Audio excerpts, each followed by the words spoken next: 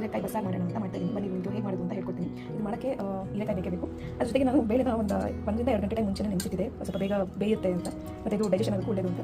So ಈಗ ಹೇಗೆ ಮಾಡೋದು ಅಂತ ಸ್ಟಾರ್ಟ್ ಮಾಡೋಣ. ಸೊ ಫಸ್ಟ್ ಕುಕ್ಕರಿಗೆ ನೆನೆಸಿಟ್ಟಿದ್ದ ಬೇಳೆ, ಹೀರೆಕಾಯಿ ಮತ್ತು ಟೊಮೊಟೊನ ಹಾಕಿ 2 ವಿಷಲ್ ಕೂಗಿಸ್ಕೋಬೇಕು. ನಾನು ಮೈಸೂರು ಬೇಳೆ ಅಥವಾ ಬೇಳೆ ಮತ್ತು ತೊಗರಿಬೇಳೆ 2 ಬೇಳೆನೂ ಕೂಡ ಸ್ವಲ್ಪ ಸ್ವಲ್ಪ ನೆನೆಸಿದ್ದೀನಿ. ಇದಕ್ಕೆ ಒಂದು ಸ್ವಲ್ಪ ರುಚಿ, ಒಂದು ಸ್ವಲ್ಪ ಒಂದು ಗ್ಲಾಸಷ್ಟು ನೀರು ಹಾಕ್ಕೊಂಡು 2 ವಿಷಲ್ ಕೂಗಿಸ್ಕೊಳ್ಳಿ. ಇದು ವಿಷಲ್ ಬರೋ ಟೈಮಲ್ಲಿ ಸ್ವಲ್ಪ ಮಸಾಲೆ ರೆಡಿ ಮಾಡ್ಕೊಳ್ಳೋಣ. ಅದಕ್ಕೆ ಒಂದು ಬಾಣಲಿಗೆ ಒಂದು ಸ್ವಲ್ಪ ಎಣ್ಣೆ ಹಾಕಿ 1 ಸ್ಪೂನ್ ಎಣ್ಣೆಗೆ ಒಂದರ್ಧ ಈರುಳ್ಳಿ, ಒಂದು 5-6 ಹೆಸರು ಬೆಳ್ಳುಳ್ಳಿ, ಜೀರಿಗೆ, ಕರಿಬೇವಿನ ಸೊಪ್ಪು ಮತ್ತು ಮೆಣಸಿನಕಾಯಿ, ಹಸಿಮೆಣಸಿನಕಾಯಿ ಆದರೂ ಹಾಕೋದು, ಒಂದು ಮೆಣಸಿನಕಾಯಿ ಆದರೂ ಹಾಕೋದು. ಇದನ್ನು 1-2 ನಿಮಿಷ ಚೆನ್ನಾಗಿ ಬಾಡಿಸ್ಕೊಳ್ಳಿ. ಇದು ಚೆನ್ನಾಗಿ ಬಾಡಿಸ್ಕೊಂಡೆಲ್ಲ ಒಂದು ಸ್ವಲ್ಪ ಕೊಬ್ಬರಿ ಹಾಕ್ತಾಯಿದ್ದೀನಿ. ಮತ್ತು ಹಸಿ ಕಾಯಿ ಇದ್ದರೆ ಅದನ್ನೇ ಮತ್ತೆ ಈ ಥರ ಬಾಡಿಸ್ಕೊಳ್ಳೋದೇನು ಬೇಡ. ಬಾಡಿಸ್ಕೊಳ್ಳುವಾಗ ಎಲ್ಲ ಆದಮೇಲೆ ಗ್ಯಾಸ್ ಆಫ್ ಮಾಡಿ ಕೊಬ್ಬರಿ ಹಾಕ್ತಾಯಿದ್ದೀನಿ.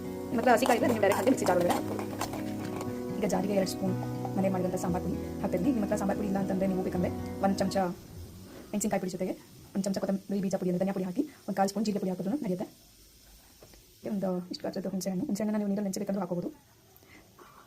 ಇದಕ್ಕೆ ಅವಾಗಲೇ ಹುರ್ತಿಟ್ಕೊಂಡಂಥ ಈರುಳ್ಳಿ ಮೆಣಸಿನಕಾಯಿನೆಲ್ಲ ತಣ್ಣಗಾದ್ಮೇಲೆ ಇದನ್ನು ಮಿಕ್ಸಿ ಜಾರ್ಗೆ ಹಾಕೊಳ್ಳೋಣ. ಮತ್ತು ಇದಕ್ಕೆ ಬೇಗ ಕಟ್ಟಿದಂಥ ಒಂದು ಟೊಮೊಟೊ ಮತ್ತು ಒಂದು ಸ್ವಲ್ಪ ಬೇಳೆ ಮತ್ತು ಹೀರೆಕಾಯಿ ಹಾಕ್ತಾಯಿದ್ದೀನಿ. ಟೇಸ್ಟ್ ಚೆನ್ನಾಗಿ ಬರುತ್ತೆ ಅದಕ್ಕೆ. ಇದನ್ನ ಇವಾಗ ರುಬ್ಕೊಳ್ಳೋಣ.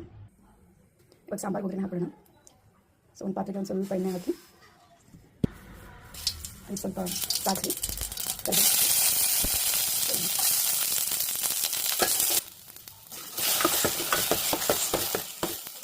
ಮಸಾಲೆ ಹಾಕಿ ಇಟ್ಕೊಳ್ಳೋಣ. ಇದನ್ನೇ ಜಾಸ್ತಿ ಉರಿಬೇಕಂತ ಏನಿಲ್ಲ, ಯಾಕಂದರೆ ನಾವು ಈರುಳ್ಳಿನೆಲ್ಲ ಖಾರದಲ್ಲಿ ಅವಾಗಲೇ ಹುರಿದಿರ್ತೀವಲ್ಲ.